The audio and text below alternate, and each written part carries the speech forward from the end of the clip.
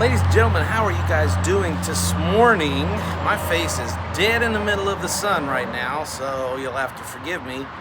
Right now we're in Morrow, Georgia, still.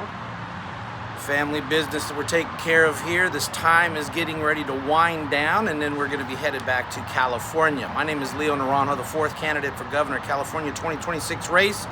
Wow, what are you guys doing back home while I'm over here taking care of business? Amazing. What do we have as an update for statuses? Daniel Mercury pisses off the Republicans and goes non-party preference. Interesting. David Serpa can't figure out what he wants to run for, so now he's going back down to lieutenant governor. Interesting. News that just hit me this morning, David Collenberg has dropped the run for governor, and he's dropped down to lieutenant governor as well.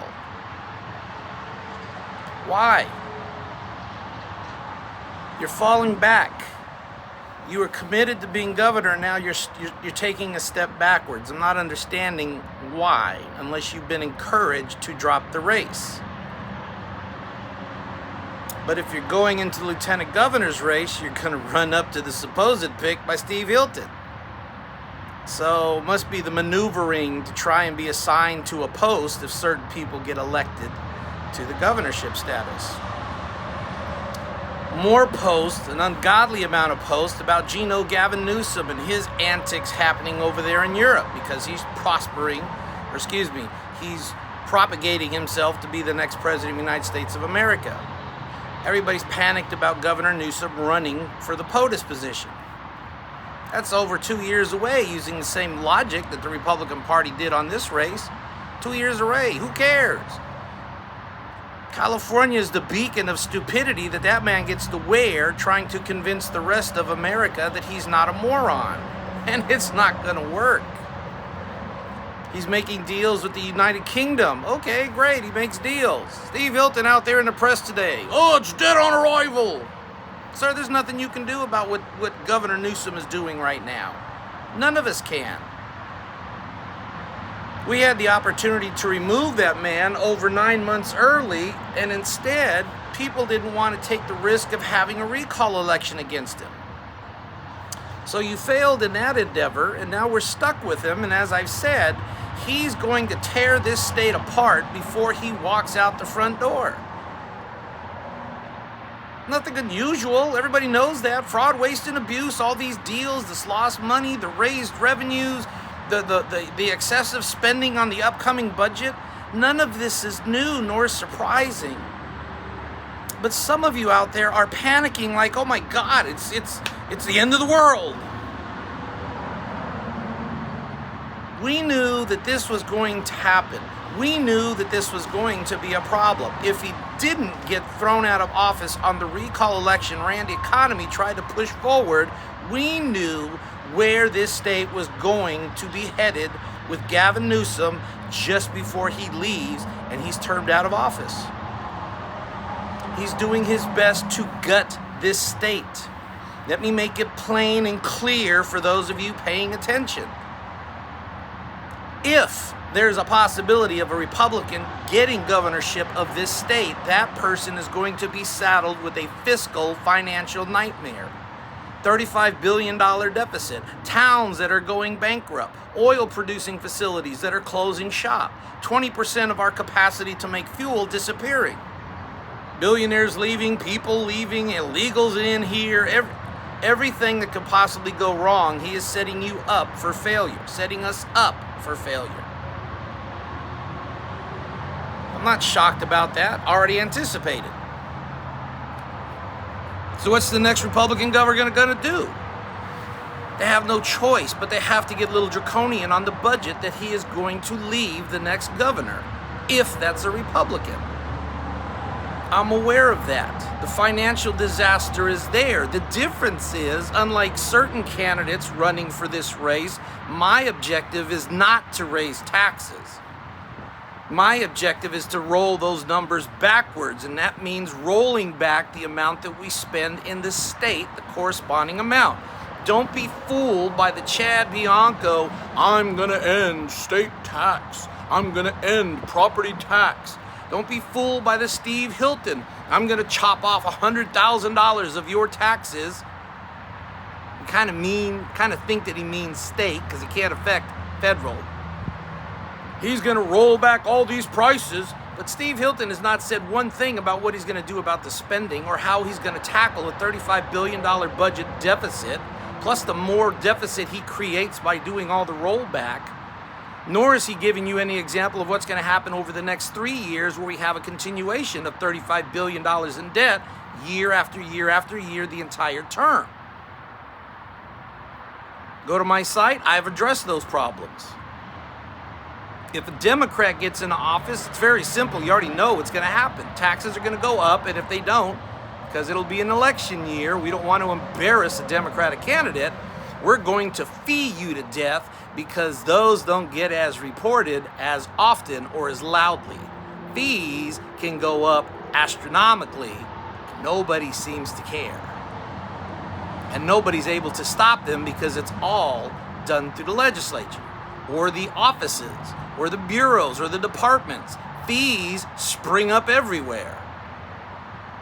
And you don't get to vote on them as a citizen. My goal is to reduce those fees just as fast as they show up. We're going to stomp on them to bring them right back down. Car fees, need to bring those down. This every 2-year gouge of smog reporting. We got some of the best vehicles on the roadways now. We still have to do an every 2 year, what is it, up to $100 a shot to go through smog? Please.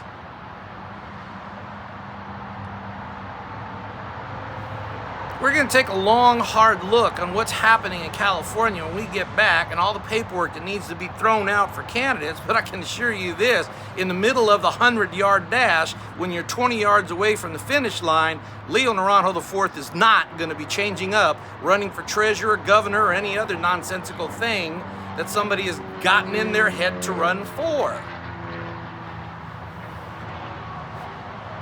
You jumped in this race for a reason. And I stated to people getting into this race, you better have a real good reason. You better be honest, truthful with yourself before you try to be honest and truthful with the public. Some of you have not heeded that warning. You have to be convinced and convicted on your platform in order to pass it to people who you want to vote for you, to convince and convict them that you're the guy or the gal. Some of you have not heeded that warning.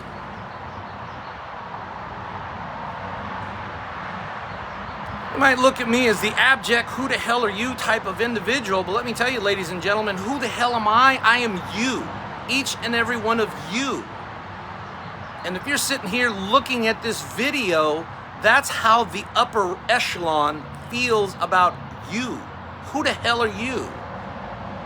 Until election day, and then they're going to kiss your backsides because they want something from you, which is your vote. They're going to take taxes from you, but they need your vote.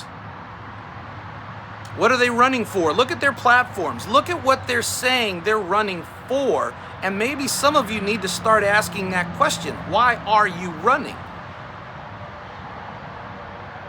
I started this endeavor back in 2023, and my stance has not changed. First and foremost, I'm running for the citizens of this state, the state of California. I'm not running for non-citizens of other countries. I'm not here looking to figure out how to give them amnesty. I'm not here looking to figure out how to differentiate the criminals in jail and the ones who are just trying to make a better life for themselves by storming across our border, violating our laws, ignoring the rules required to come into the nation to do what? You have a sheriff pushing amnesty. Now, you have a lot more information coming out about Steve Hilton and some of the quirky things he's been doing with the Newsom range.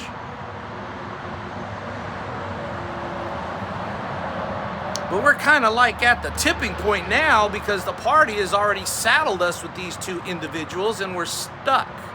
The only way that they can be unseated and still have the hope to take the first couple of rounds in the primaries is you got to have somebody better than what you have now. And let me forewarn you, Mel Gibson, I love you, sir, but you are not it. Some of your movies are good, but your history, you've already been courted once. You said you couldn't do it because of a movie. If the posts that you're trying to make now are an example of you trying to court your way back into this race, do us all a favor and don't. Your house burnt up, I get it. You're mad because Palisades went up in flames, I get it. And I've already made my stance about that problem down south. Those licenses, those authorizations to rebuild, everything about that whole debacle down there seems like it has to be force-fed because the current mayor doesn't know what the hell she's doing, and it's a big gouge of trying to steal property. Permits. I've said this before. My job, if I'm elected as governor, number one, what do we need down there that needs to be cleaned out? Why the hell hasn't it been after almost 2 years? We'll pull up the guard necessarily if we have to get down there and clean out those areas that need to be cleaned out. Then, if the city can't figure out what permits to provide, then we're just going to blanket provide them via the state so those folks can start building. You're worried about jobs? There's a lot of acreage down there that needs to be built upon. I'm sure there's a lot of job potential for people to rebuild their homes. And I'm very well aware the Palisades area is heavily Democratic, heavily progressive, heavily liberal. But for me, I don't give a damn if they're in that ilk. The area needed to be rebuilt. I'm not here as governor to represent only conservative Republicans, only moderate Republicans.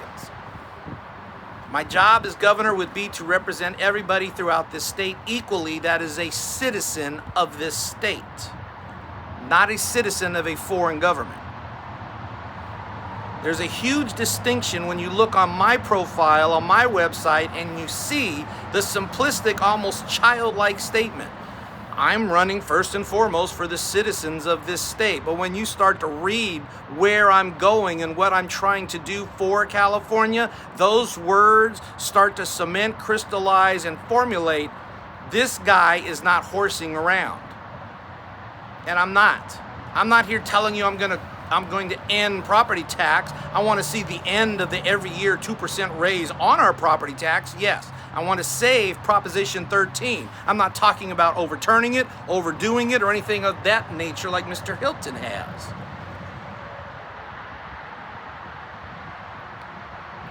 My mission would be very clear if you, the voter, elect me into that office. Fix California. Bring us back to prosperity. Take crime and get it back under control. Take people who are criminals and lock them away. Fix our budgetary problems. Bring our businesses back. If people want to come back, that's on them, but I'm not working just to bring them back. And for those of the younger generation who seem to be making these commentaries that grandma and grandpa have to get out of their home so you can afford a home, I'm not one of those of that ilk either. You start to bring home prices down by cutting off a lot of that red tape and having the supply go up, which means you have to rebuild. But if you think Prop 13 is a horrendous action today, let me remind some of those of you in the 30 or 40 year age group who benefited from Prop 13 when you're now grandparents or parents where your age fighting for that very thing. The ability to keep their homes from the excessive demands of the counties raising taxes nilly-willy against their property. That's where that came about. Do a little investigating on that. My name is LeonNaranjo IV. I want you to understand, I'm not panicking at the noise I see online. Others are, but those aren't leaders. Those are just noisemakers.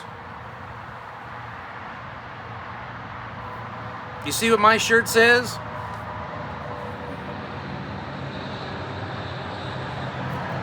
Those people in the military know exactly what that means.